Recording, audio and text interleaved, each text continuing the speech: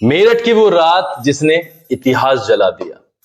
तारीख थी 9 मई 1857। British army की थर्ड नेटिव कैवलरी के 85 सिपाहियों का कोर्ट मार्शल कर दिया गया।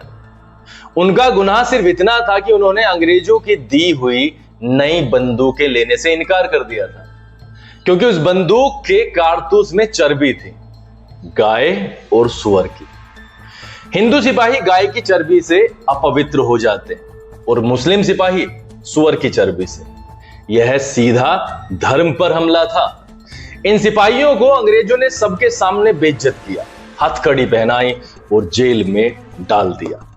लेकिन अंग्रेज भूल गए थे, ये कोई साधारण विरोध नहीं था, ये सुलगती चिंगारी थी जो तूफान बन चुकी थी।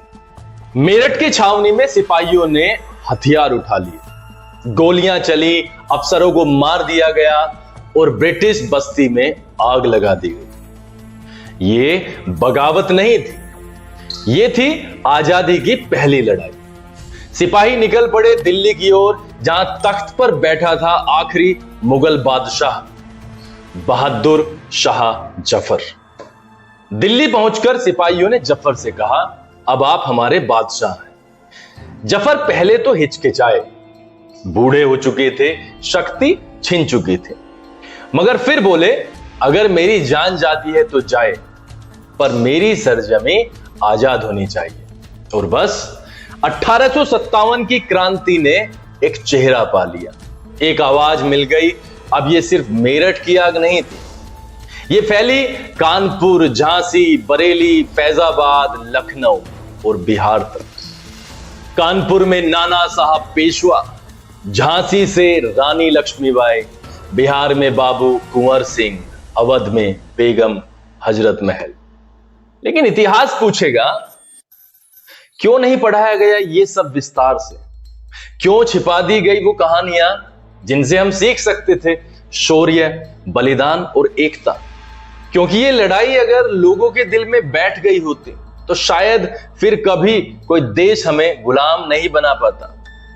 साल था 1857। पूरा भारत अंग्रेजों की क्रूर हुकूमत से करहा रहा था। लेकिन एक छोटा सा राज्य झांसी उस वक्त एक ज्वालामुखी बन चुका था, क्योंकि वहां थी एक ऐसी रानी जिसे इतिहास ने एक महिला कहकर नहीं बल्कि बागी की मां कहकर याद किया। नाम था रानी लक्ष्मीबाई। रानी लक्ष्मीबाई के पति राजा गंगाधर राव 1853 में चल बसे। संतान नहीं थी तो रानी ने एक पुत्र को गोद लिया, नाम रखा दामोदर राव। लेकिन तभी अंग्रेजों का डॉक्ट्रिन ऑफ लैप्स नाम का कानून आया, जिसमें कहा गया, अगर कोई राजा बिना जैविक उत्तराधिकारी के मरे तो उसकी रियासत ईस्ट इंडिया कंपनी की हो जाएगी। 1853 में जब राजा गंगाधर राव चल बसे, रानी लक्ष्मीबाई सिर्फ 25 साल के थे। राजमहल में मातम था, लेकिन एक मां ने आंसू नहीं बहाए, दामोदर राव को गोद ले लिया और पूरे आत्मविश्वास से अंग्रेजों को गोदनामा भेजा कि यही झांसी का उत्तराधिकारी होगा। लेकिन डलहौजी की लालची आंखें इस भारतीय मां की ममता को पहचान न सकी। उसने फरमान भेजा, झांसी अब ब्रिटिश हुकूमत की संपत्ति है। तो रानी ने जवाब दिया, मेरी झांसी मुझसे कोई नहीं ले सकता। रानी ने खुद हथियार उठाए, महिलाओं को युद्ध प्रशिक्षण दिया, राज्य की सेना को फिर से तैयार किया और झांसी को एक अजय किला बना दिया। रानी घोड़े पर सवार होकर तलवार चलाती थी, जैसे कोई योद्धा नहीं, कोई तूफान मैदान में उतरा हो। रानी लक्ष्मीबाई सिर्फ शासन नहीं चला रही थी, वो पूरे जन आंदोलन की लहर थी। 1857 में जब मेरठ से क्रांति की चिंगारी उठी, झांसी ने उसे लपटों में बदल दिया। सिपाही बगावत कर चुके थे और झांसी की सड़कों पर अब तलवारों की टंकार थी। रानी ने मोर्चा संभाला, झांसी के हर वीर को एक संदेश दिया, अब यह सिर्फ मेरा युद्ध नहीं, यह भारत माता का युद्ध है। जनरल रोज ने 7000 सैनिकों के साथ झांसी का घेराव कर डाला।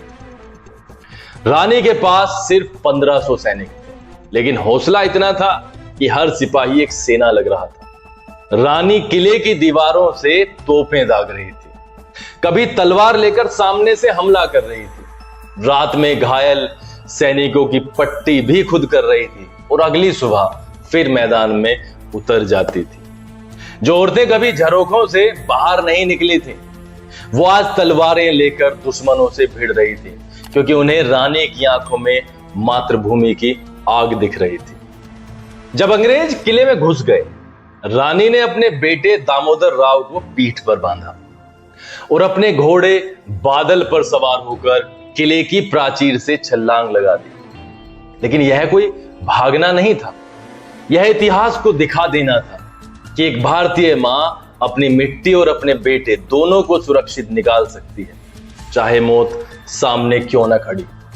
1857 की क्रांति में एक ऐसा नाम भी था जिसे इतिहास की किताबों ने उतना नहीं चमकाया जितना वो खुद चमकी थी। झलकारी बाई, एक सामान्य कोली परिवार की बेटी, लेकिन साहस में किसी रानी से कम नहीं। उनका चेहरा रानी लक्ष्मीबाई से इतना मिलता था कि दुश्मन भी धोखा खा जाए। जब अंग्रेजों ने झांसी को घेर लिया था, लक्ष्मीबाई को मोर्चे से बाहर निकालना जरूरी था, और तब झलकारी बाई ने खुद को रानी बनाकर मोर्चे पर खड़ा कर दिया, हथियार उठाया और कहा, अगर रानी को बचाना है तो एक रानी और खड़ी करनी होगी। जनरल रोज की सेना उनके सामने भ्रमित हो गई। समय मिला लक्ष्मीबाई को निकालने का, और अंग्रेजों को मिला एक ऐसा झटका जो उन्हें याद रह गया। झांसी छोड़ने के बाद रानी लक्ष्मीबाई पहुंची कालपी। यहां उनके साथ थे तात्या टोपे, राव साहब पेशवा और सैकड़ों क्रांतिकारी।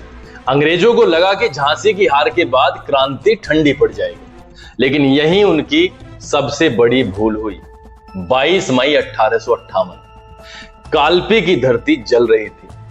रानी लक्ष्मीबाई ने खुद घोड़े पर चढ़कर कमान संभाली, तात्या टोपे ने अपनी तोपें लगाई और राव साहब ने मोर्चा संभाला। लेकिन अंग्रेजों की रणनीति थी सरप्लस फोर्स के साथ पीछे से हमला। झांसी हारने के बाद भी रानी टूटी नहीं थी, लेकिन कालपी की लड़ाई में उन्हें रणनीतिक रूप से पीछे हटना पड़ा। पर क्या यह हार थी? नहीं, यह तो एक अगली रणभूमि की ओर बढ़ने की चाल थी। कालपी से निकलने के बाद रानी लक्ष्मीबाई और तात्या टोपे पहुंचे ग्वालियर। यहां का किला क्रांति के नियंत्रण में आ गया, लेकिन अंग्रेजों ने भी अंतिम आक्रमण की तैयारी कर ली थी। रानी ने अंतिम बार कहा था, मैं अपनी झांसी नहीं बचा सकी, लेकिन अब मातृभूमि को बचाकर मरूंगी। और फिर आता है वो दिन, 18 जून 1858, ग्वालियर के पास कोटा की सराय। रानी लक्ष्मीबाई ने युद्ध में अंतिम सांस ली, लेकिन इतिहास ने उन्हें अमर कर दिया।